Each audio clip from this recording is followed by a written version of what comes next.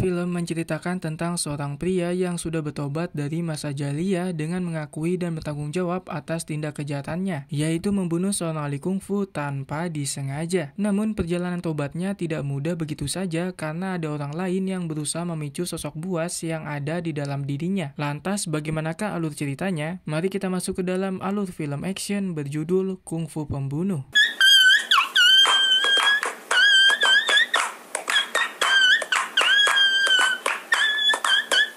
Perkenalkan, wanita ini bernama Yusum, seorang kepala detektif kepolisian yang tengah menangani kasus pembunuhan bersama timnya. Kasus kali ini bukanlah kasus biasa karena korbannya adalah seorang bandar narkoboy cukup besar. Kematian korban sangatlah tidak lazim karena ahli forensik menyimpulkan bahwa kecelakaan bukanlah penyebabnya, melainkan ada satu orang pelaku sangat kuat yang mematahkan tangan, leher, tenggorokan, dan tengkorak kepala. Jelas pelaku adalah orang spesial yang memiliki kemampuan sangat hebat. Namun anehnya si pelaku meninggalkan sebuah jejak pembunuhan, yaitu berupa pisau berbentuk burung walet, di mana barang tersebut akan digunakan oleh Yusum untuk mencari keberadaan si pelaku.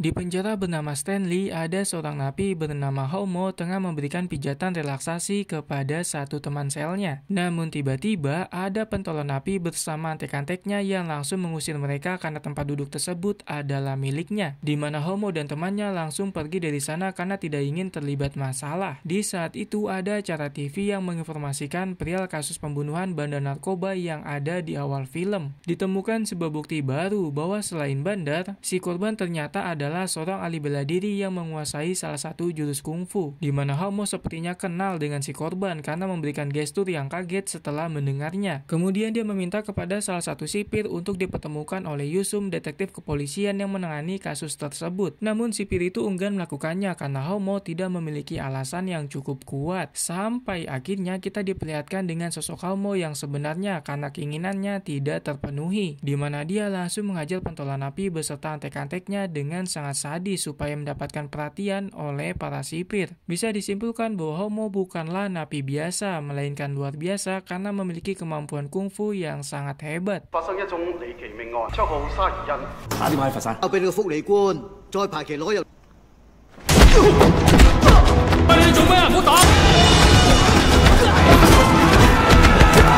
Di akhir pertarungan, Homo mendapatkan serangan telak dari pentolan napi menggunakan sebuah piringan besi hingga kepalanya berdarah. Namun hal itu belum cukup menumbangkan Homo yang malah semakin beringas dengan menumbangkan pentolan napi hanya dengan satu pukulan saja ke arah perut, di mana pukulan tersebut adalah pukulan terakhir karena lawannya sudah tumbang semua di saat pasukan polisi pengaman datang. Di saat itu Homo mengatakan bahwa dia ingin bertemu dengan Yusum.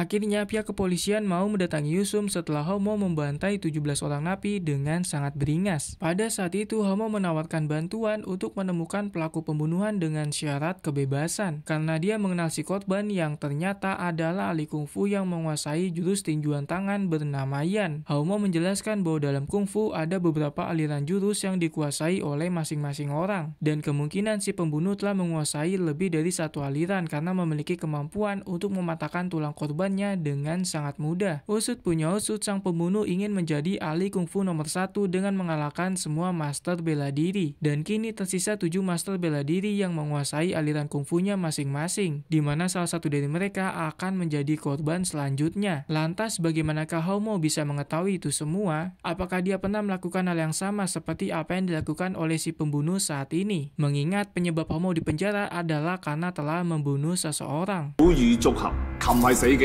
心與意合，意與氣合，難練他型，通正平。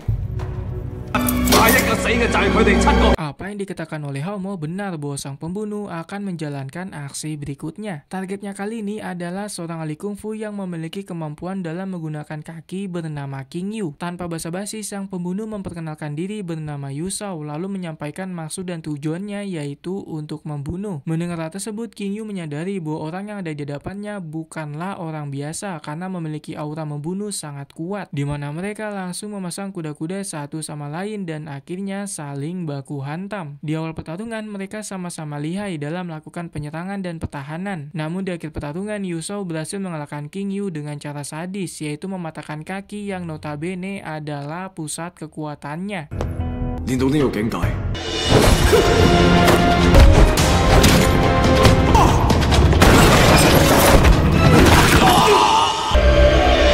Kematian King Yu sudah diketahui oleh pihak kepolisian dan kembali menemukan pisau kecil berbentuk burung walet, di mana Yusum langsung mendatangi penjara untuk bertemu dan membebaskan Haumo demi menyelesaikan kasus pembunuhan berantai yang dilakukan oleh Yu Shao. Yusum terpaksa melakukan hal itu karena Haumo adalah satu-satunya orang yang mengerti tentang apa yang dilakukan oleh Yu Shao. Di sisi lain, Yu Shao sendiri tengah mempersiapkan dirinya untuk membunuh target selanjutnya, yaitu seorang ahli pegulat bernama Wong Chit. 譚敬堯嘅腿法厲害，就俾人用，會有更多人死。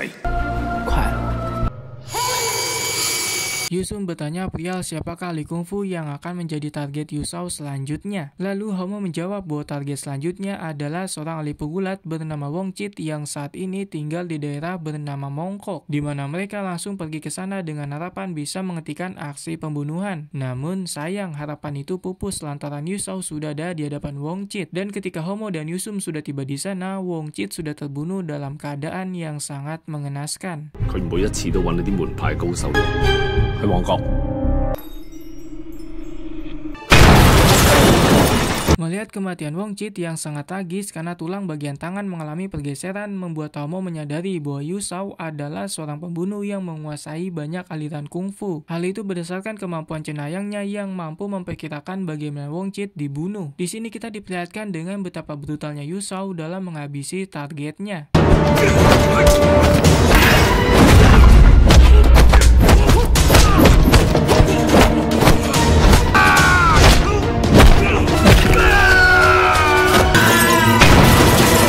Rupa-rupanya Yu Shao masih berada di daerah sana dan tengah memantau pergerakan Haumo dan pihak kepolisian, di mana Haumo langsung menyadari lalu mengejar dengan diikuti oleh beberapa orang polisi. Namun upaya mereka gagal lantaran Yu Shao memiliki kecepatan berlari dan ketangkasan yang luar biasa sehingga berhasil meloloskan diri. Bahkan dia sempat memukul Haumo hingga terjatuh hanya dengan satu serangan saja.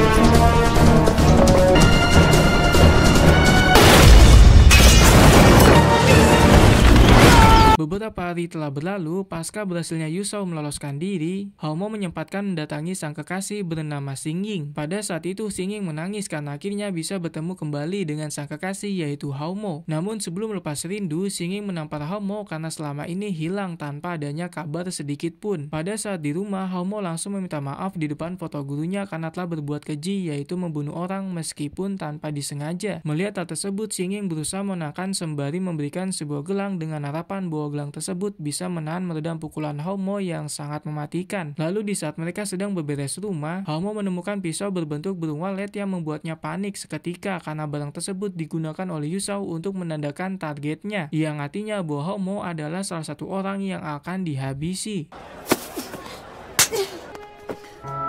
再為我哋合一抹真光。你求嘅，希望條繩。 其實我幫緊香港差佬做嘢。 Di sisi lain, kita diperlihatkan kilas balik seorang Yu Shao yang ternyata memiliki seorang istri bernama Li yang tengah sakit keras hingga rambutnya mengalami kerontokan, di mana hal itu membuatnya sangat sedih lalu melampiaskannya dengan berlatih sangat keras. Bersama dengan hal tersebut, Haumo sedang mengalami mimpi buruk karena teringat dengan masa lalunya yang tanpa sengaja telah membunuh seseorang.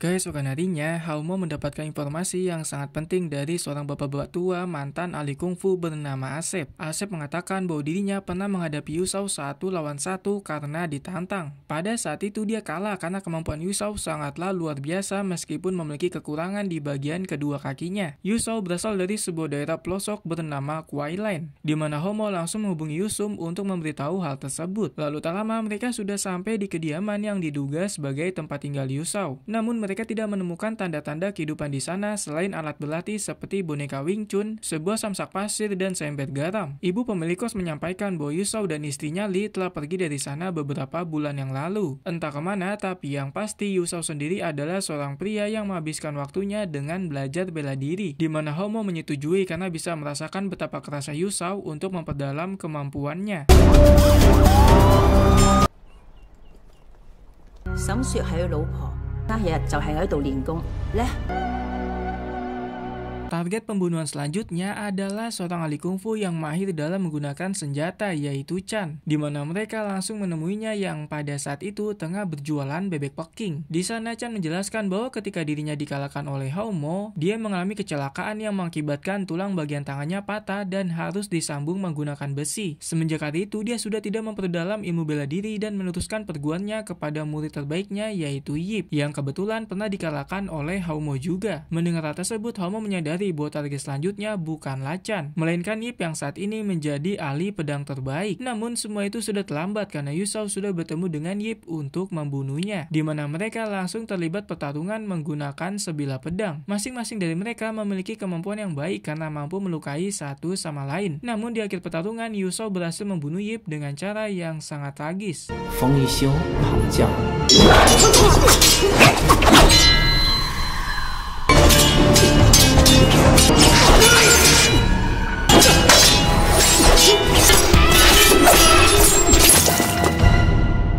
Hasil otopsi menjelaskan bahwa Yip mengalami luka tusukan sebanyak belasan kali dan yang paling fatal terletak pada bagian leher yang mengakibatkan kematian. Namun pihak dari rumah sakit juga menemukan darah lain yang diduga milik Yusau, di mana Yusum langsung menyuruh anak buahnya untuk mencari informasi menggunakan sampel darah tersebut. Sedangkan Hao-mo sendiri sedang memberikan penempatan terakhir di depan jasad Yip. 據我哋驗屍報告，而傷口直徑有16。睇下有查到啲乜嘢？ Kasus pembunuhan yang dilakukan Yusau sudah larut selama berhari-hari yang membuat Yusum mendapatkan tekanan dari atasannya untuk menyelesaikannya, atau jika tidak maka jabatannya akan diturunkan, di mana Yusum, Hao-mo, dan jajaran lainnya langsung bekerja lebih keras untuk mendapatkan secerca informasi perihal keberadaan Yusau. Namun hal yang tidak disangka-sangka adalah Yusau yang tiba-tiba menghubungi pihak kepolisian untuk berbicara dengan Hao-mo. Yusau mengatakan bahwa dia sangat kecewa karena kemampuan kungfu Hao-mo sudah mulai menurun. Padahal jikalau mau, Hao-mo bisa saja membebaskan diri dari penjara kapanpun karena kemampuannya sangatlah hebat. Untuk mengembalikan Hao-mo seperti dulu, Yusau mengancam akan membunuh kekasihnya yaitu Xing Ying apabila dia tidak mau bertarung dengannya. Mendengar hal tersebut, Hao-mo terpancing emosi dengan mengatakan bahwa dirinya yang akan terlebih dahulu membunuh Yusau. Usut punya usut, kita mendapatkan informasi bahwa alasan Yusau membunuh adalah terinspirasi dari Hao-mo yang sangat ahli dalam berbagai macam aliran kungfu, sehingga dia bertekad akan membunuh semua ahli kungfu untuk menjadi nomor satu termasuk Hao-mo itu sendiri. Di sisi lain, dari pembicaraan tersebut, Yusum menyimpulkan bahwa sepertinya baik itu Hao-mo dan Yusau telah mengenal satu sama lain. Namun Hao-mo menyangkal bahwa Yusau mengenalnya karena dia adalah seorang ahli kungfu. Akan tetapi Yusum tidak percaya begitu saja dan akhirnya menyuruh anak buahnya untuk menyelidiki segala aktivitas yang dilakukan oleh Hao-mo pada saat masih di penjara. 如果你想逃出来，你在天台的表现看到一个巅峰的你，你最心爱的人死了。 威脅你，佢好了解你喎。 就佢起咗我底唔出奇啊！ Penyelidikan yang dilakukan oleh Yusum, Hao-mo, dan kawan-kawan membawakan hasil karena mereka menemukan petunjuk baru perihal keberadaan Yusau. Kemungkinan Yusau akan berada di rumah orang tuanya di daerah Tai-o berdasarkan kadar garam yang mereka temukan. Oleh sebab itu, Yusum dan pasukannya bergegas pergi ke sana untuk melakukan penangkapan. Di sana mereka menemukan bukti kuat bahwa rumah tersebut adalah milik orang tua Yusau karena mereka menemukan sebuah foto ketika Yusau masih remaja. Dari foto itu bisa disimpulkan bahwa dia sangat menyukai kungfu. Jadi tidak heran jikalau sekarang kemampuan sangatlah luar biasa. 但我嘅水質污染程度同埋快於修原名翁海生，16歲，但係大部分我再重申一。 Setelah menemukan beberapa bukti, Yusum bersama pasukannya menyiapkan segala hal yang dibutuhkan untuk menangkap Yusau. Dari mulai CCTV untuk memantau pergerakan ketika datang, hingga beberapa intel yang ditempatkan di beberapa titik untuk menyergap Yusau ketika memasuki rumah orang tuanya. Semuanya sudah diplanning secara matang-matang supaya si pembunuh berdarah dingin yaitu Yusau dapat tertangkap. Sampai akhirnya... 啲花仲好新鮮喎。你同啲守員1公里係行動法，兼同埋大嶼分4天埋伏，好多小路。亦都好勤問佢，毒危險。 Momen yang paling dinantikan tiba karena Yusou terpantau sedang menuju ke arah rumah ibunya dengan menggunakan sebuah perahu. Di sini kita diperlihatkan adegan flashback yang sangat mencengangkan karena ternyata Yusou telah membunuh istrinya sendiri karena tidak tega melihatnya menderita lantaran sakit-sakitan. Kembali ke masa sekarang di mana pihak kepolisian sudah siap di posisinya masing-masing untuk menangkap targetnya. Namun sayangnya Yusou sudah menyadari karena dia bukanlah orang biasa. Yusou mengetahui karena ada sedikit kejanggalan. Salah satunya adalah dogi-dogi yang sengaja dikatkan sebuah sarung supaya tidak bisa menggonggong, sehingga dia langsung mengalihkan perhatian polisi dengan mengambil jalur lain yang tidak terlihat oleh CCTV. Lalu yang terjadi...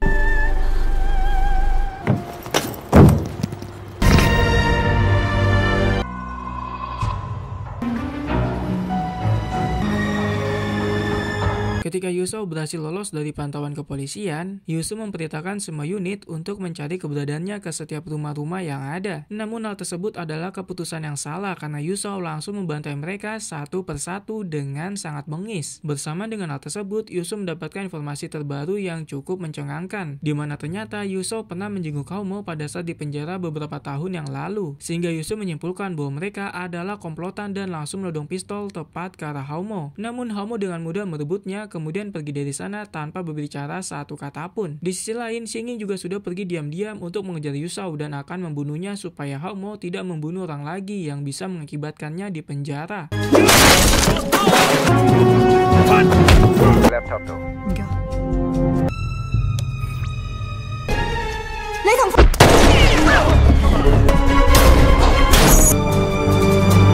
Xingyin berhasil menemukan Yusou yang pada saat itu tengah mencari abu jasad kremasi milik istrinya. Namun dia telah mengambilnya supaya Yusou tidak melarikan diri. Akan tetapi hal tersebut membuat Yusou sangat murka lalu berusaha merebutnya dengan menyerang Xingyin. Sampai akhirnya Yusou berhasil melumpuhkannya dengan menusuk bagian tangan Xingyin menggunakan sebuah golok. Di sisi lain, Haumo masih berupaya meloloskan diri dari anak buahnya Yusum yang berusaha menangkapnya. Namun ketika sudah berhasil, dia malah menemukan sang kekasih yaitu Xingyin yang sudah dalam keadaan bersimpah darah. Sementara itu Yusum akhirnya turun tangan langsung dalam penangkapan karena banyak anak buahnya yang sudah dibunuh oleh Yusou.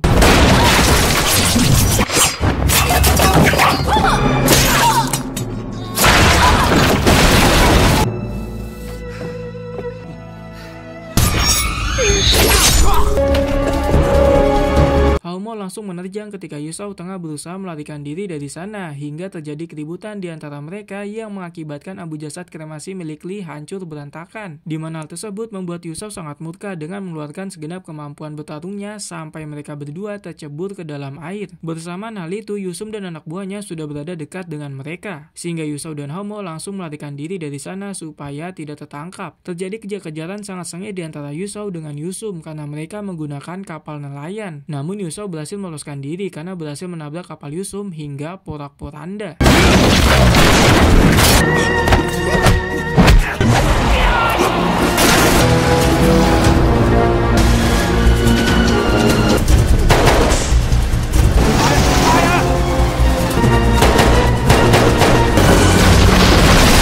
Untungnya saja, Xingyin masih bisa terselamatkan dan sedang ditangani oleh pihak medis. Sedangkan Yusum dihubungi oleh Haumo yang ingin menyampaikan apa yang disembunyikan selama ini. Ternyata Haumo sudah pernah bertemu dengan Yusou saat di penjara. Saat itu Yusou menantangnya untuk berduel 1 lawan 1 sampai mati. Namun Haumo menolak sehingga diancam akan membunuh semua ahli kungfu yang pernah dikalahkannya. Tidak hanya itu, Xingyin akan dibunuh jikalau Haumo tidak ingin menerima tantangannya. Di mana hal tersebut membuat Haumo merencanakan sesuatu supaya bisa bebas dari penjara demi menyelamatkan sang kekasih. Jadi sudah jelas bahwa Haumo hanya berpura-pura tidak mengenal Yusou pada saat di awal film. Dan yang kedua, bahwa orang-orang yang dibunuh oleh Yusou adalah orang-orang yang pernah dikalahkan oleh Haumo. Usut punya usut, Yusou sangat terobsesi dengan Haumo yang pada saat itu menjadi ahli kungfu nomor 1 seantero negeri. Sementara itu, Yusum diberhentikan menangani kasus Yusou karena telah terlalu lama dalam menyelesaikan kasus tersebut, sehingga citra kepolisian di mata masyarakat dianggap lelet dalam menangani sebuah masalah. 我以為幫你哋揾到風珠蘇，我師妹係最重要嘅。你點解你一開始唔同我講？根本一開始你就想同佢打，太寒武！ Untuk menyelesaikan kasus Yusou, Yusum akhirnya melakukan penyelidikan mandiri secara diam-diam dengan mendatangi rumah tersangka pada malam hari. Di sana Yusum mencari tahu perihal siapa yang akan menjadi target Yusou selanjutnya sebelum Haumo. Dan ternyata target berikutnya adalah ahli kungfu yang menguasai ilmu tenaga dalam bernama Hoknin yang saat ini telah pensiun dan bekerja sebagai seorang supir. Di mana Yusum bergegas pergi mencari tempat Hoknin bekerja. Namun dia telat menyadari karena ternyata Yusou sudah berada di tempat Hoknin bekerja dan berencana akan membunuhnya dengan mencegatnya di jalan. Tapi ternyata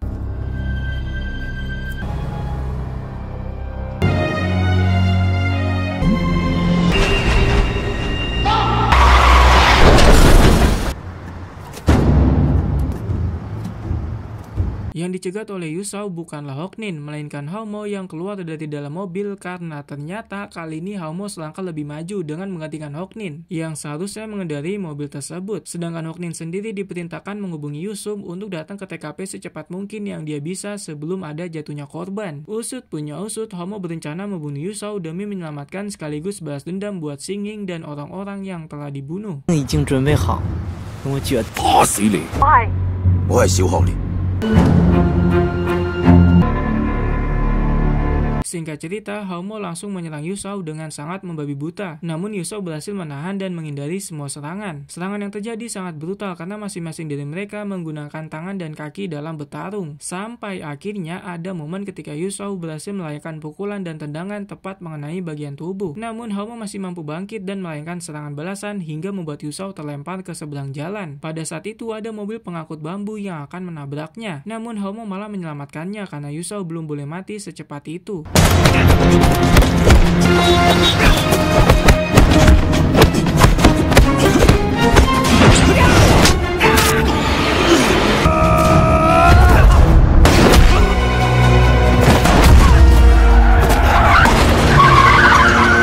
Kesempatan itu digunakan oleh Yusou untuk kabur dengan membawa sebuah bambu. Namun Haumo langsung mengejar karena tidak akan membiarkan lawannya bebas begitu saja, sehingga terjadi kejar-kejaran di tengah jalanan. Bisa dibilang larinya Yusou sangatlah cepat sebagai orang yang memiliki kepincangan di bagian kaki. Namun Haumo masih jauh lebih cepat karena berhasil mengejarnya. Sampai akhirnya pertarungan kembali dilakukan dengan menggunakan sebuah bambu. Di sini Haumo sempat kewalahan karena kemampuan Yusou sangatlah luar biasa hebat. Namun karena tekadnya jauh lebih besar, Haumo berhasil membalikan keadaan hingga mereka kembali bertarung menggunakan tangan kosong.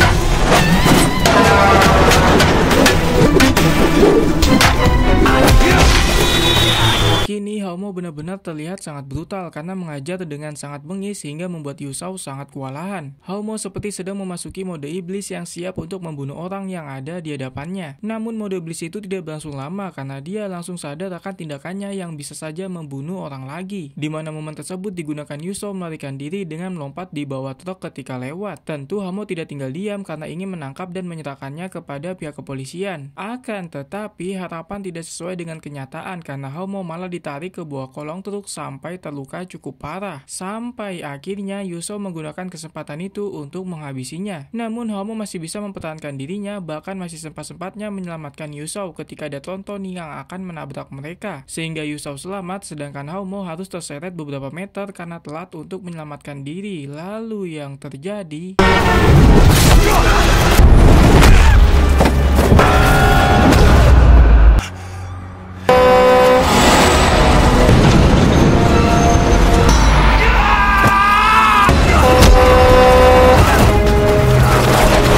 Yusou akan segera membunuh Haumo yang sudah tidak berdaya karena mengalami luka sangat parah. Namun untungnya saja Yusum datang tepat waktu karena dia langsung menembak beberapa kali hingga Yusou mati di tempat. Sehingga Haumo berhasil diselamatkan oleh pihak aparat yang kebetulan baru tiba di sana. 的确没有让我失望，功夫是杀。 放开手，改过伸手。